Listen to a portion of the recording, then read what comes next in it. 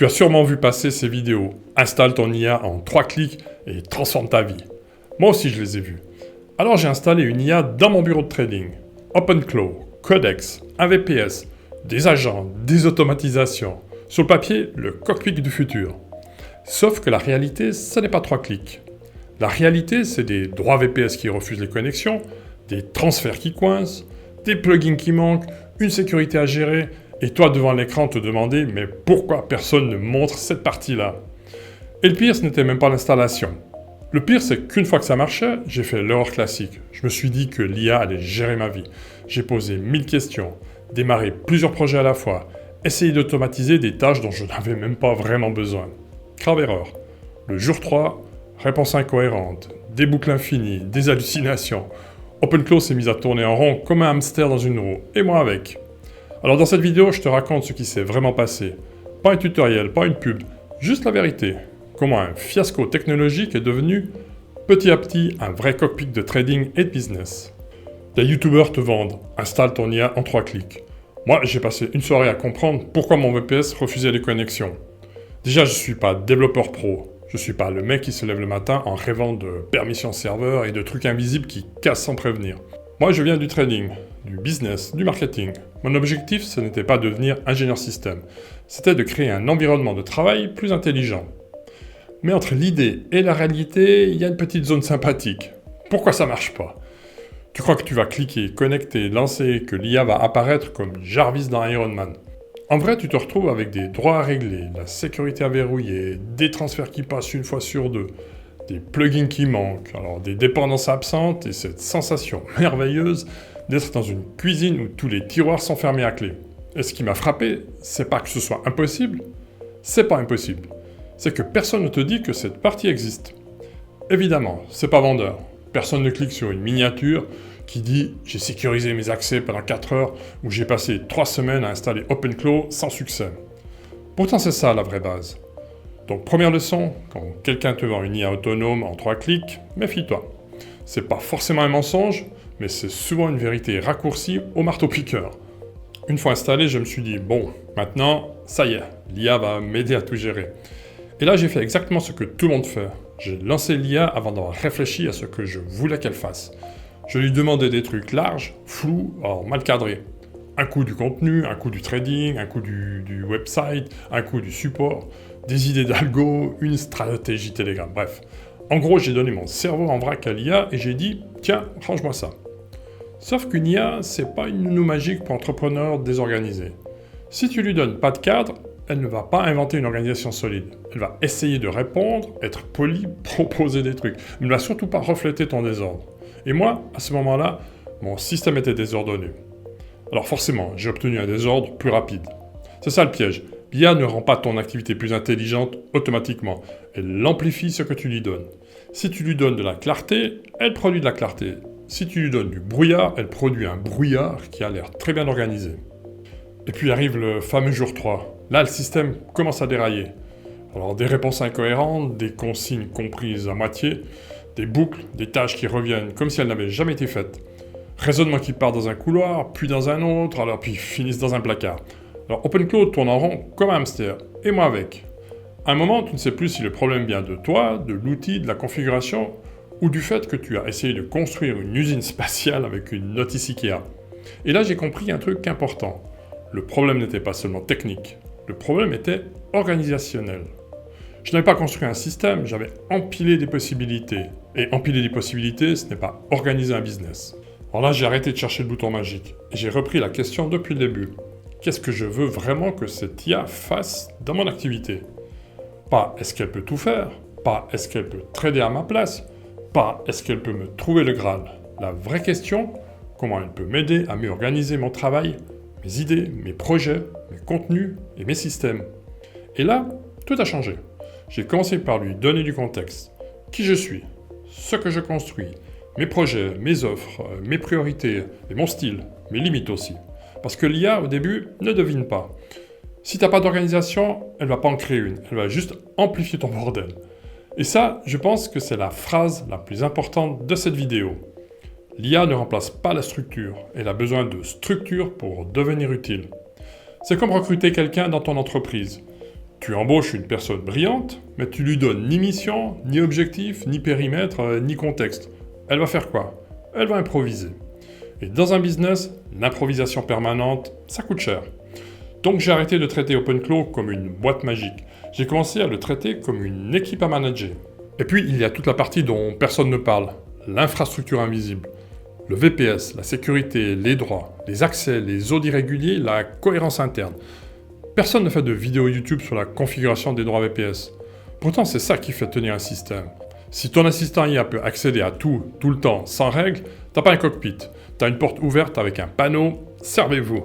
Donc j'ai commencé à penser sécurité, périmètre, vérification. Alors pas pour faire joli, pas pour jouer au parano, mais parce qu'un système qui touche à ton activité, ton site, tes contenus, tes automatisations doit être surveillé. Aujourd'hui, une partie importante du travail, ce sont les audits. Est-ce que l'organisation tient? Est-ce que les agents restent dans leur rôle? Est-ce que les projets avancent? Ou est-ce qu'on est en train de recréer le chaos avec des outils simplement plus modernes? Et ça, c'est pas glamour. Mais c'est probablement 80% du vrai travail. Et là, j'ai mis en place une logique très simple. Chaque workspace devient un département. Un espace pour le trading, un espace pour le contenu, un espace pour le marketing, un autre espace pour la veille technologique, et enfin un espace pour les projets techniques comme Genomia FX, Corban Trader Index. Comme une entreprise bien gérée, chaque chose à sa place, chaque mission dans le bon service. Et là, chaque agent avec un rôle clair. J'ai arrêté les missions floues du genre « occupe-toi de mon business ». Ça ne servait à rien. Maintenant, c'est plutôt « toi, tu suis le contenu YouTube ». Toi, tu aides à structurer les offres. Toi, tu surveilles la cohérence des projets. Et toi, tu assistes sur la technique, mais sans sortir de ton périmètre. Cette différence change vraiment tout. Alors un agent sans mission claire devient vite un stagiaire sous caféine. Il veut bien faire, propose plein de choses, part dans tous les sens, et à la fin, tu as 10 idées de plus, mais vraiment rien de terminé. Chaque agent a une mission précise. Et là, tu peux commencer à orchestrer. Et c'est là que le mot cockpit prend du sens. Un cockpit, ce n'est pas un écran avec plein de boutons pour faire joli. C'est un endroit où chaque information a une fonction. Chaque alerte a une raison. Chaque action est reliée à une décision. À ce stade, j'ai compris qu'OpenClaw seul ne suffisait pas. Alors j'ai rajouté une couche avec Codex OpenAI. Ce qui marche, c'est le duo. OpenClaw, pour moi, c'est la mémoire et l'orchestration. Il suit les projets, il garde le contexte, il coordonne l'ensemble, il priorise. Il me rappelle surtout ce qui est important. Il connaît vraiment la logique globale. Codex, lui, c'est le maître des clés. Il développe, il audite, il challenge, il construit, il vérifie. Plus technique, plus tranchant, plus mécanique. Et surtout, Codex, c'est mon Jiminy Cricket. Celui qui me dit « Alors Greg, est-ce que tu es sûr de vouloir faire ça ?» Et franchement, souvent, ça me sauve. Parce que quand tu es entrepreneur, tu es trader, tu es trop créatif avec 50 idées par semaine, ton pire ennemi, c'est pas le manque d'idées, c'est l'excès d'idées non filtrées. Alors maintenant, si tu veux visualiser comment ça s'articule, c'est assez simple. Imagine un schéma à 2 niveaux. En dessous, les workspaces par département. Alors tu as 0,1 trading par exemple, 0,2 marketing, 0,3 community. Chacun a ses agents spécialisés. Une équipe de contenu, une équipe technique, une équipe support. Au-dessus de ces équipes, tu as 3 agents qui pilotent l'ensemble de ces workspaces. L'orchestrator agent, pour moi c'est le plus important, c'est le chef d'orchestre. Il répartit les tâches entre les agents, il s'assure que tout le monde bosse dans le bon sens et que rien ne tombe dans l'angle mort.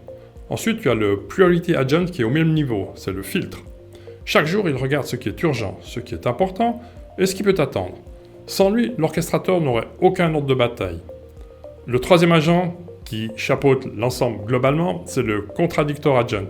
Et celui-là, c'est peut-être le plus utile. Son boulot, alors te contredire, challenger tes décisions, te dire « Alors Greg, tu veux vraiment lancer ce nouveau truc alors que le précédent est à moitié fini ?» C'est mon garde-fou personnel contre la dispersion.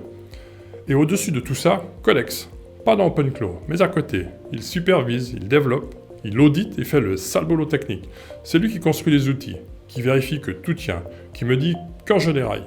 Le schéma, c'est une base de workspace, une couche d'agents de coordination par-dessus, et Codex à côté comme chef des travaux. OpenClaw, lui, il organise. Codex exécute et challenge. Moi, je décide. Oui, mais alors, concrètement, ça donne quoi? Alors, premier exemple, le support Telegram. Alors, j'ai des canaux, des communautés, des gens qui me posent des questions. L'objectif était pas de remplacer l'humain par un robot froid, c'était d'avoir un premier niveau de réponse clair, cohérent, disponible, sans me transformer en standard téléphonique, alors 24 heures sur 24. Alors, deuxième exemple, mon site web. Avant, créer ou modifier une page me prenait alors un temps fou. Maintenant, Codex aide à structurer. Moi, je garde la direction. Lui, il accélère simplement l'exécution. Troisième exemple, le plus important, le développement d'algorithmes. Attention, je le dis clairement, ça ne veut pas dire que l'IA invente une stratégie gagnante pendant que je bois un café. Ça veut dire qu'elle accélère les tests, elle me challenge sur une logique, elle repère des incohérences, transforme une idée en version exploitable beaucoup plus vite. Dans le trading, c'est précieux. Pas parce que ça garantit le résultat, parce que ça évite de perdre du temps sur des erreurs bêtes. Quatrième exemple, les audits. Régulièrement, le système vérifie si l'organisation tient, si les agents sont cohérents, si un projet dérive, si on complexifie un truc qui devrait rester simple. Et pour moi, c'est là que l'IA devient vraiment intéressante. Pas comme génie magique, mais comme copilote exigeant. Mais voilà la vérité. Installer une IA dans un bureau de trading, c'est pas appuyer sur un bouton et regarder l'argent tomber. C'est d'abord se prendre le mur de la réalité, puis comprendre que l'organisation vient avant l'automatisation. Et seulement après, construire un cockpit qui aide vraiment, assurer le suivi, gérer son contenu, gérer du support, son site web, les algos, les audits et surtout fixer les priorités. Alors si toi aussi t'as galéré avec un outil tech qu'on t'avait vendu comme magique, raconte-moi ça en commentaire. Alors je suis sûr qu'on va pouvoir créer un musée des promesses en 3 clics. Si tu veux suivre les coulisses, les projets Corman Trader Index, Genomia FX et les prochaines vidéos, t'as le Telegram et le site en description. Dans les prochaines vidéos, je te montrerai plus concrètement comment j'utilise ce cockpit pour structurer Corman Trader Index, mes canaux Telegram et mon business trading. Pas de miracle, juste du travail, de la méthode et un peu moins de bordel qu'avant. À très vite.